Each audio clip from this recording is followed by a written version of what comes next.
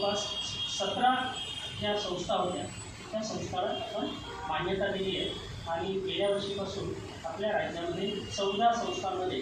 हा महाराष्ट्र ॲग्रिकल्चर परिषदेचा ॲग्रिकल्चर पदविका अभ्यासक्रम हा सुरू केलेला आहे। या प्रथम वर्षाची जी 6 महिन्याचा कालावधी होता त्या कालावधीनंतर आता नुकताच त्यांची आपण परीक्षा घेतली 16 ते 20 तुमच्या दरम्यान आणि तर ह्या त्या अभ्यासक्रमाची प्रथम सत्राची परीक्षा सुद्धा आपण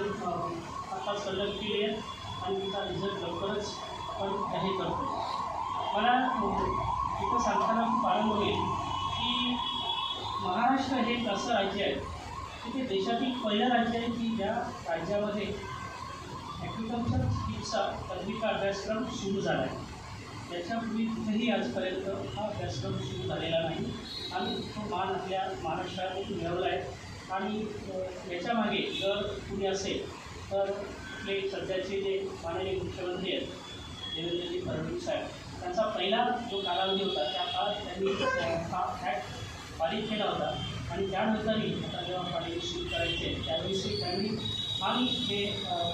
त्यावेळीचे वैद्यकीय शिक्षण मंत्री होते महाजन त्यांनी अतिशय म्हणजे पाठीशी उभं राहून डॉक्टर बेरामजी हे त्यांचे आमचे अध्यक्ष आहेत आणि त्याचबरोबर आमचे मंत्रीचं डायरेक्टर डॉक्टर तात्याराव लहाने हे सुद्धा आमचे डायरेक्टर होते आणि ह्या सगळ्याचा सहभाग त्याच्यामागे आहे आणि त्यामुळे आज आपण आपल्या महाराष्ट्रात ह्या मागे ॲग्रिकल्चर परिषदेचा जे उपक्रम आहे दोन्ही ते आपली मुली आणि त्याचबरोबर हा पदवी अभ्यासक्रम आपण सुरू करू शकतो।